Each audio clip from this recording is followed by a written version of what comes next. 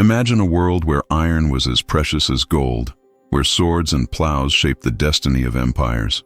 But then, everything changed. Blacksmiths who once commanded respect almost equal to kings found their creations becoming commonplace. Warriors who once dominated battlefields with iron weapons watched as new powers emerged with revolutionary ideas that would forever change human history. What led to the decline of this powerful era? And how did the rise of Rome and Greece mark the beginning of a new chapter in human history? For centuries, the Iron Age represented the pinnacle of human technology. The ability to forge iron transformed warfare, agriculture, and architecture. Tribes became kingdoms, and kingdoms dreamed of becoming empires. But between 800 and 500 before Christ, something extraordinary happened across the Mediterranean world and beyond. Societies began to meticulously record their histories, construct monumental cities that would stand the test of time, and establish the first great empires that would echo through eternity. Did you know that before this transition, most knowledge was passed down through oral tradition? The stories of heroes and kings lived only in the memories of bards and elders. But as writing systems evolved and spread, humanity gained the ability to preserve knowledge across generations with unprecedented accuracy. The words of philosophers, the decrees of kings, and the observations of scholars could now survive their creators. This was the pivotal moment when prehistory bid its farewell, and antiquity was born. The smoke from iron forges still filled the air, but now it mingled with the incense of temples where philosophers debated the nature of existence, and with the dust from marble being carved into statues that would define beauty for thousands of years to come. In Greece, city-states like Athens and Sparta were experimenting with radical new forms of governance, including one called democracy, where citizens had a voice in their own rule. Meanwhile, on 7 hills beside the Tiber River, a small settlement called Rome was taking its first steps toward becoming the greatest empire the world had ever known. The transition wasn't sudden. It unfolded across generations as iron tools built the foundations upon which classical civilization would stand. The very iron weapons that had dominated battlefields now protected the first great libraries and academies where human knowledge would be preserved and expanded. If you love history and want to unravel the mysteries of these great empires, like this video, subscribe to the Dawn of Humankind channel, and don't miss a single episode of our journey through the most fascinating transitions in human history. The Iron Age gave humanity a tremendous leap forward in our capabilities. Imagine the first time a warrior held an iron sword, marveling at its deadly edge that could slice through bronze as if it were leather. Picture a farmer dragging an iron plow across fertile soil, turning earth with unprecedented efficiency, yielding harvests that could feed growing populations. Visualize the first fortified cities with iron-reinforced gates standing defiant against invaders, creating safe havens where culture and knowledge could flourish. But what truly brought this remarkable era to its conclusion? The answer isn't a single catastrophic event or invasion. It's found in 3 profound revolutions that transformed society forever: political, technological, and cultural upheavals that reshaped the ancient world. Politically, the old tribal chiefdoms and small kingdoms began giving way to entirely new forms of governance. In Greece, the radical idea emerged that citizens could participate in decision-making through assemblies and voting. The concept of democracy was born in Athens around 500 before Christ, though it looked quite different from our modern version. Only free adult men could participate, but the seed was planted for a system that would echo through millennia. Meanwhile, Rome was developing its republic with checks and balances of power that would influence governments thousands of years later. Here's something fascinating. While Egypt had been writing on papyrus for over 2,000 years, and Mesopotamian civilizations had been pressing cuneiform into clay tablets for even longer, the Greeks only developed their written alphabet in the 8th century before Christ. Yes, the civilization that would produce some of history's greatest literature, philosophy, and drama was essentially illiterate during much of the Iron Age. When they finally did adopt writing, they borrowed and adapted the Phoenician alphabet, transforming it by adding vowels, an innovation that made their writing system incredibly versatile. Technologically, innovations accelerated at an unprecedented pace. Iron tools enabled the construction of more ambitious buildings, aqueducts, and roads. Engineering advanced with mathematical principles from Egypt and Mesopotamia, finding new applications in Greek and Roman hands. The water screw of Archimedes, the remarkable concrete of Rome that still stands today, the precision of Greek astronomical devices. These weren't just improvements on Iron Age technology, they represented entirely new ways of understanding and manipulating the physical world. Culturally, perhaps the most profound shift occurred in how societies understood themselves and their place in the cosmos. The old mythologies didn't disappear, but they were increasingly accompanied by philosophical inquiry. In Greece, thinkers like Thales, Pythagoras, and later Socrates began asking questions not about which god controlled lightning or seas, but about the fundamental nature of reality itself. What is the world made of? How should humans live? What is justice? These questions marked the beginning of systematic philosophy, science, and ethics. The Iron Age didn't end with a whimper or a bang. It transformed itself through revolution after revolution until the world was fundamentally changed. The tools forged in iron built the foundations upon which classical antiquity would construct some of humanity's greatest achievements. While tribal chiefs were still clashing over hunting grounds and grazing lands across Europe and beyond, something remarkable was happening along the Mediterranean shores. The seeds of what we now call civilization were taking root and growing into forces that would forever change human history. In Greece, nestled among rocky peninsulas and scattered islands, something unprecedented was emerging. Around 500 before Christ, in the small city-state of Athens, a radical idea took hold. What if power didn't belong solely to kings or nobles? What if free men could gather in an open space called the agora and vote on matters affecting their community? The concept seems obvious to us now, but imagine how revolutionary it must have sounded then. Athenian democracy wasn't perfect by modern standards. Women, slaves, and foreigners had no voice. But it planted a seed that would blossom thousands of years later across the world. Did you know that Athens once held its important votes using pieces of broken pottery? Citizens would scratch the name of someone they wanted exiled on these pottery fragments called ostraka, which is where we get our word ostracism. If someone received enough votes, they would be banished from the city for 10 years. It was democracy with a hard edge. While Greeks were experimenting with governance, the Phoenicians were mastering something equally important: maritime trade. These remarkable seafarers from the eastern Mediterranean coast, in what is now Lebanon, created a trading network that stretched from Cyprus to Spain, and even beyond the Pillars of Hercules into the Atlantic Ocean. Their sturdy ships carried cedar wood, purple dye made from rare sea snails, fine textiles, and perhaps most importantly, ideas. The Phoenicians gave us something we still use every day: our alphabet. Well, not exactly our modern alphabet, but they created the first true alphabetic writing system with letters representing individual sounds rather than entire words or concepts. The Greeks would later adapt this system, add vowels, and pass it on to the Romans, who would eventually pass it down to us. Every word you're hearing right now owes something to those Phoenician merchants who needed a simple way to record their business transactions. And then there was Rome, just a cluster of settlements on 7 hills near the Tiber River, around 750 before Christ. If you could travel back in time and tell those early Romans that their descendants would one day rule lands from Britain to Egypt, from Spain to Mesopotamia, they might have laughed in disbelief. Rome began as a backwater compared to the sophisticated Greek city-states and powerful Near Eastern kingdoms. Legend claims Rome was founded by twin brothers, Romulus and Remus, who were raised by a she-wolf. The true story is less mythical but perhaps more fascinating. Rome grew at a crossroads of cultures, absorbing influences from the sophisticated Etruscans to the north and the Greek colonies to the south. This ability to adopt and adapt would become Rome's greatest strength.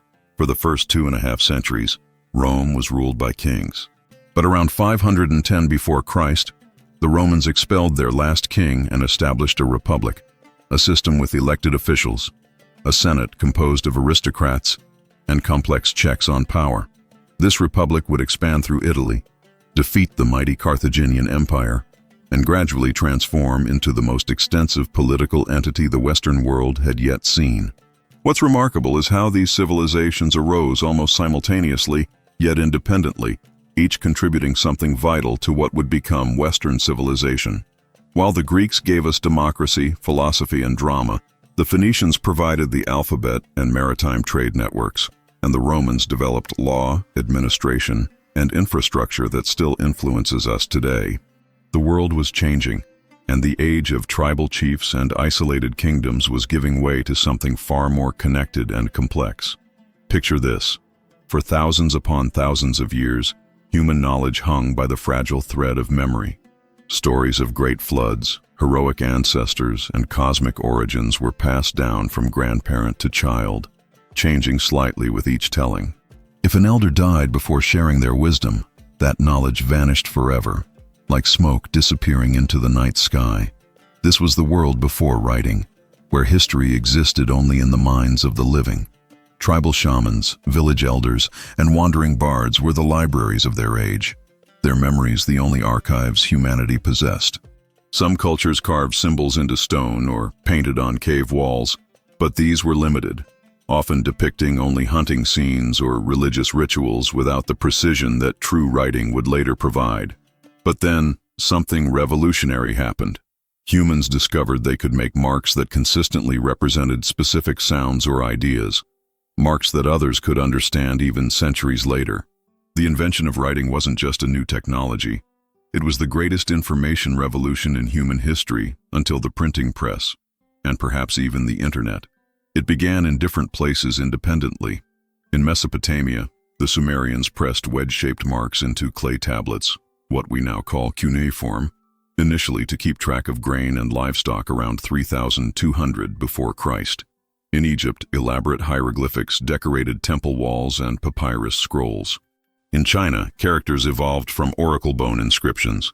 Each system started primarily for practical purposes, tracking taxes, recording astronomical observations, or communicating with the divine, but soon expanded to capture stories, laws, and wisdom. One of the most remarkable early written documents was the Code of Hammurabi, created around 1750 before Christ in Babylon. Carved into a 7-foot-tall stone pillar, it contained 282 laws governing everything from property rights to family relationships. Think about what this meant. For the first time, laws weren't just what the powerful claimed they were in the moment. They were fixed, visible, and, at least in theory, applied equally to all. The famous phrase, "an eye for an eye," comes from this ancient code. The pillar still exists today, on display in the Louvre Museum in Paris. Imagine standing before it, running your fingers over marks made nearly 4,000 years ago, reading the exact words that ancient Babylonians read. That's the miracle of writing. It bridges time in a way nothing else can. While Mesopotamians and Egyptians had been writing for millennia, the Greeks were relatively late to adopt this revolutionary technology. When they finally did develop their alphabet around the 8th century before Christ, influenced by Phoenician traders, it unlocked something extraordinary: the ability to accurately record their rich oral traditions. The Homeric epics, the Iliad and the Odyssey, were finally written down after existing purely as oral performances for hundreds of years. These weren't just entertaining stories. They were the cultural foundation of Greek identity, containing their understanding of history, religion, and proper behavior. When the wandering poets called rhapsodes recited these tales from memory, they could perform for days. Now imagine the first time someone realized they could preserve every word on papyrus, exactly as it was spoken, for future generations. This transition, from oral tradition to written record, marks the end of prehistory and the beginning of history proper. Prehistory literally means before written history. Once a culture begins recording its own story, we enter a new realm where we can hear the voices of ancient peoples directly rather than merely inferring their thoughts from the objects they left behind. Writing changed everything. It allowed knowledge to accumulate rather than be rediscovered by each generation. It permitted laws to stabilize societies. It enabled religions to standardize their teachings. It facilitated trade across vast distances. And most importantly for us today, it lets us peer directly into the minds of people who lived thousands of years ago. Did you know that the Greeks took centuries to adopt writing? If you're enjoying this video, like, share, and subscribe to our channel. And tell us in the comments, which empire do you find more fascinating, Rome or Greece? I'm genuinely curious to hear what draws you to either of these amazing ancient civilizations. As the Iron Age drew to its close, the Mediterranean world erupted in flames of ambition and conquest. This wasn't just a time of small tribal skirmishes or border disputes between neighboring kingdoms. This was the age when empires collided like thunderclouds, reshaping the ancient world through wars of unprecedented scale and ferocity. Imagine standing on the walls of Carthage in 146 before Christ. For 7 centuries, this North African powerhouse had dominated Mediterranean trade, its merchant ships carrying wealth from Spain to Syria. Now, Roman legions surrounded the city in the final act of a century-long struggle for supremacy. After a brutal 3-year siege, the Romans breached the walls. What followed wasn't just conquest, it was obliteration. Roman soldiers went house to house, slaughtering or enslaving an estimated 150,000 people. They demolished every building, plowed salt into the fields so nothing would grow again, and erased one of the ancient world's greatest cities from existence. The Roman statesman Cato the Elder had ended every speech for years with the phrase, "Carthage must be destroyed," and destroyed it was. Where sophisticated urban life had thrived for centuries, sheep would soon graze among scattered ruins. This wasn't just war. It was the birth of an empire that would rule the known world for 5 centuries. Rome's victory over Carthage removed its last serious rival in the Western Mediterranean, setting the stage for Roman dominance that would transform the ancient world. But Rome wasn't the only empire rising from the ashes of the Iron Age.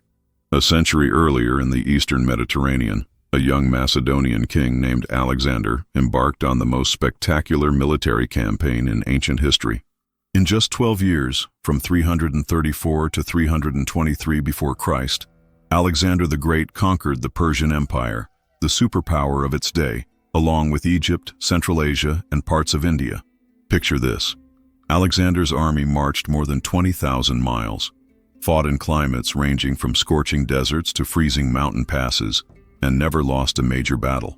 At the height of his conquests, Alexander ruled over 2 million square miles of territory spanning 3 continents. His empire stretched from Greece to modern-day Pakistan, from the Danube River to the Nile. Here's something fascinating. Wherever Alexander went, he founded cities, usually naming them after himself. Alexandria in Egypt is the most famous, but there were dozens of others scattered across his empire. These weren't just military outposts, but centers of Greek culture, with theaters, gymnasiums, and libraries. Through these cities, Greek language, art, philosophy, and science spread throughout the ancient Near East, creating a cultural fusion we now call Hellenistic civilization. When Alexander died at just 32 years old, reportedly weeping that there were no more worlds to conquer, his empire fragmented into kingdoms ruled by his generals. Yet the cultural transformation he initiated continued. Greek became the language of education and commerce across much of the ancient world, setting the stage for the spread of ideas and eventually Christianity across vast distances. These weren't just military victories. They were transformations of the material world itself. As empires grew wealthy from conquest and trade, iron weapons and tools, practical but plain, gave way to more refined materials. Steel, harder and sharper than iron, began to appear on battlefields and in workshops. Marble, once reserved for temples and palaces, now adorned public buildings in provincial towns. The functional architecture of early Iron Age settlements transformed into the elegant colonnades and domes that still inspire builders today.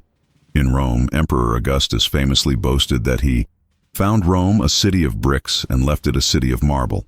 This wasn't just architectural showing off. It represented a fundamental shift in what human societies could create with their accumulated wealth and knowledge. The crude iron tools of earlier generations had built the foundations upon which these magnificent marble structures now stood. This transition wasn't just about materials. It reflected new values and priorities. Iron Age societies focused primarily on survival and security. These new empires, secure in their military dominance, turned their attention to beauty, culture, and legacy. They built not just for present needs, but for eternity. And in many ways, they succeeded. We still study their languages, admire their art, and debate their philosophies 2,000 years later. While swords grew sharper and empires expanded their borders, an equally revolutionary transformation was happening in the realm of human thought. As iron weapons reshaped the physical world, new ideas were reshaping the inner landscape of the human mind. This period witnessed an intellectual awakening so profound that we're still feeling its effects today, 2,500 years later. Imagine walking through Athens around 450 before Christ. In the shadow of the newly built Parthenon, under olive trees in a place called the Academy, you might have encountered a stocky, snub-nosed man engaged in animated conversation with a group of young men. This was Socrates, asking questions that no one had dared ask before. What is justice? What is knowledge? How should we live? Rather than accepting traditional answers based on mythology or custom, he insisted on rigorous reasoning and evidence. Socrates never wrote down his ideas. We know them through his student Plato, who created dialogues featuring his teacher. In one famous story, Socrates was declared the wisest man in Athens by the oracle at Delphi. Confused by this pronouncement, since he felt quite ignorant, Socrates began questioning people who claimed to have knowledge. He discovered that while craftsmen knew their specific trades and politicians knew how to win votes, none truly understood the deeper questions of life. Socrates concluded that his wisdom lay in knowing that he did not know, a profound insight that still challenges us today. For his persistent questioning of authority and conventional wisdom, Socrates was eventually tried for corrupting the youth and impiety toward the gods. Rather than flee or recant his views, he accepted his death sentence by drinking hemlock poison, becoming philosophy's first martyr. His student Plato would go on to establish the first formal academy in the Western world, and Plato's student Aristotle would tutor a young prince named Alexander who would spread Greek thought across much of the known world. This wasn't just academic debate. It represented a fundamental shift in how humans approach truth and knowledge. Earlier societies primarily looked to tradition, authority, and religious revelation. These Greek thinkers pioneered what we now call rational inquiry, the idea that through careful observation, logical reasoning, and debate, humans could discover truths about the world and how to live in it. While philosophers were questioning everything in Greece, religious transformations were underway across the ancient world. The old polytheistic systems weren't disappearing, but they were evolving in fascinating ways. In Greece, the Olympian gods, Zeus, Hera, Athena, Apollo, and the others, weren't just powerful beings to be feared and appeased. They became characters in complex moral tales that explored human virtues and vices. The Greek tragedies, performed at religious festivals in Athens, used divine characters to explore profound ethical questions. In Aeschylus's trilogy, the Oresteia, the cycle of vengeance between humans and gods raises questions about justice that still resonate today. Is justice simply revenge? Or is it something more principled? These plays weren't just entertainment. They were communal philosophical explorations disguised as religious ritual. Did you know that democracy itself had religious origins? The Athenian assembly originally met on the Pnyx, a hill considered sacred to Zeus. Political participation was seen as a form of religious duty. When citizens voted, they believed they were participating in a divinely sanctioned order. The idea that ordinary citizens could govern themselves, rather than being ruled by kings who claimed divine authority, represented a revolutionary break with the past. Meanwhile, in India, the teachings that would become Hinduism and Buddhism were taking shape. Around 500 before Christ, a prince named Siddhartha Gautama renounced his wealth and status to seek answers to human suffering, eventually becoming known as the Buddha, the Awakened One. His teachings about mindfulness, compassion, and the nature of consciousness would spread throughout Asia. In China, Confucius was developing ethical teachings about social harmony and proper relationships that would influence East Asian civilization for millennia. Around the same time, Laozi supposedly authored the Tao Te Ching, founding Taoism with its emphasis on living in harmony with the natural flow of the universe. What's remarkable is how many of these philosophical and religious traditions emerged within roughly the same century across different civilizations. Historians sometimes call this the axial age, a pivotal time when human consciousness seemed to make a collective leap forward. This wasn't coincidence. As Iron Age technologies created more complex societies with greater wealth and leisure time, people could devote more energy to questions beyond mere survival. Writing systems preserved insights so they could be debated and refined across generations. Trade routes carried not just goods but ideas between civilizations. The seeds planted during this intellectual flowering would grow into the mighty trees of Western philosophy, science, political theory, and religious thought. When we debate ethics, ponder the meaning of justice, or question how society should be organized, were continuing conversations that began in marketplaces and temples as the Iron Age gave way to classical antiquity. By the 1st century before Christ, the Iron Age had become a memory, a stepping stone on humanity's grand journey. The Mediterranean world had transformed into something that would be recognizable to us today, a complex web of interconnected cultures, unified political systems, and sophisticated urban centers. The ancient world as we typically imagine it had finally taken shape. Picture Rome in the year 50 before Christ. The Republic was in its final days, with Julius Caesar crossing the Rubicon River and forever changing the course of history. The city itself had grown from a collection of humble villages on 7 hills into the undisputed capital of the Mediterranean world. Its population had swelled to nearly 1 million people, a metropolis on a scale that wouldn't be seen again in Europe until the 18th century London. Roman roads, over 50,000 miles of them, connected the empire from Britain to Syria, from the Rhine to the Nile. These weren't simple dirt paths, but engineering marvels built with multiple layers of stone, gravel, and cement, crowned with fitted paving stones. Many were so well constructed that portions remain intact today. 2,000 years later, a saying emerged that captured Rome's global reach. All roads lead to Rome. This wasn't just a metaphor, it was literally true. The vast network of highways all converged on the eternal city like spokes on a wheel. Have you ever wondered where our calendar comes from?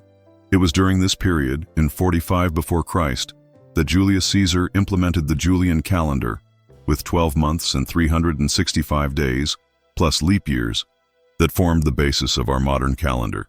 When you check your phone for today's date, you're using a system essentially designed in ancient Rome, with only minor adjustments made over the centuries.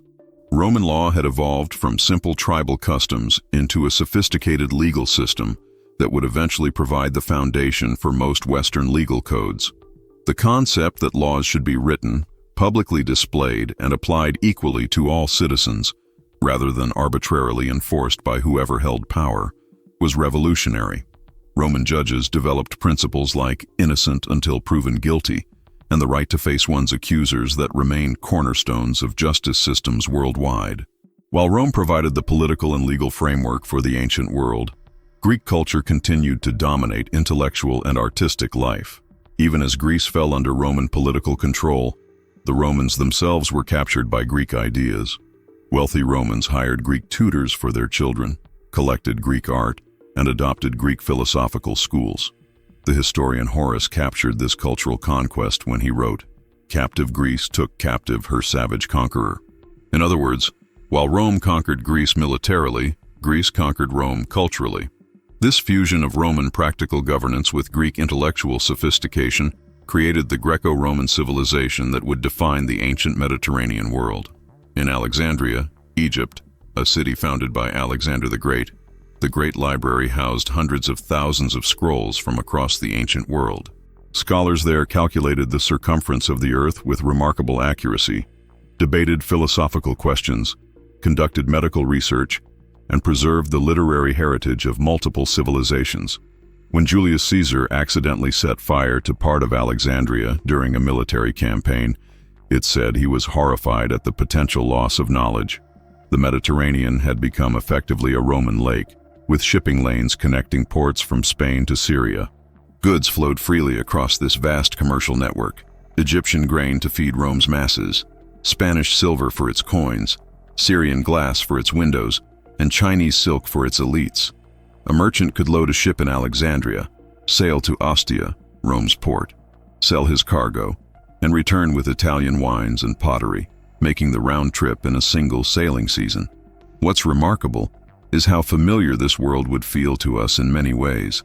Cities had apartment buildings rising 5 or 6 stories high, with shops on the ground floor and increasingly cheaper housing as you climbed the stairs. They had public baths where people gathered to socialize, exercise, and do business, the ancient equivalent of our shopping malls and health clubs combined. They had restaurants, fast food counters, and bars where patrons could grab a quick meal or drink. Most importantly, by the 1st century before Christ, history, as we understand it, had truly begun. We no longer need to reconstruct ancient lives solely from pottery shards and burial goods. We can read their actual words, know their names, understand their thoughts, and follow their debates. Historians like Polybius, Livy, and later Tacitus were consciously documenting their eras for posterity, interviewing witnesses, consulting archives, and attempting to provide accurate accounts of events. The Iron Age had served its purpose. Like a sturdy foundation beneath a magnificent building, it provided the technological base upon which classical civilization was built. The iron plow had produced agricultural surpluses that fed growing cities. Iron weapons had forged empires that created peace and stability across vast regions. Iron tools had constructed the infrastructure that connected the ancient world. But now that foundation was largely invisible beneath the marble temples, grand forums, and bustling harbors of the classical Mediterranean world, a new chapter in human history had begun, one whose echoes continue to shape our world today. Unlike many prehistoric periods that ended in catastrophic collapse, civilizations crumbling under invasion, climate disaster, or resource depletion, the Iron Age didn't conclude with a dramatic fall. Instead, it experienced something far more fascinating: a transformation. The Iron Age didn't die, it evolved, its innovations becoming the building blocks of something even greater. Think about it. Every time you see a magnificent Roman aqueduct spanning a valley, you're looking at something that couldn't have existed without Iron Age tools. When you read about Athenian democracy or Aristotle's philosophy, you're experiencing ideas that developed in societies built upon Iron Age foundations. The iron plow that increased food production, the iron weapons that secured borders, the iron tools that built the first urban civilizations, all laid the groundwork for the classical world that followed. It's rather like how a caterpillar doesn't truly die, but transforms into a butterfly. The Iron Age metamorphosed into classical antiquity, carrying forward its technological innovations while adding new layers of sophistication in art, architecture, governance, and thought. The legacy of the Iron Age surrounds us even today. Modern democracy traces its roots to assemblies that first gathered in Iron Age Greece. Our legal systems stem from principles first codified as Iron Age societies grew complex enough to need written laws. Even our calendar, the very way we track time, evolved from systems developed during this pivotal transition. Perhaps most remarkably, the Iron Age gave us history itself. As societies began to write down their experiences, humanity gained the ability to learn directly from the past, rather than constantly reinventing the wheel. We could build upon previous generations' knowledge, rather than starting anew with each birth. This cumulative learning process, this ability to stand on the shoulders of those who came before, may be the Iron Age's greatest gift to us. What I find most incredible about this transition is how interconnected everything was. Technological advancement didn't happen in isolation from political change. Religious evolution intertwined with philosophical breakthroughs. Military conquests facilitated cultural exchange. It was a tapestry where pulling one thread inevitably tugged at all the others. And now I'm curious, what do you find most incredible about this transition? Is it the engineering feats accomplished with primitive tools, the philosophical ideas that still shape our thinking today, the spread of writing that allowed ancient voices to speak directly to us across millennia, or perhaps the remarkable coincidence of so many civilizations making similar leaps forward around the same time? Drop your thoughts in the comments below. I'd genuinely love to know what aspects of this ancient transformation captivate your imagination. If you enjoyed this journey from the Iron Age to Antiquity, please hit that like button and share this video with friends who appreciate how our past shapes our present. Subscribe to the Dawn of Humankind for more epic journeys through human history. We'll be exploring everything from the first cities of Mesopotamia to the mysteries of ancient Egypt, from the Silk Road to the fall of Rome. Thank you for traveling back in time with me today. Until our next historical adventure, remember that understanding our past isn't just about dates and artifacts. It's about connecting with the human story that brought us to where we are now. See you in our next journey through time.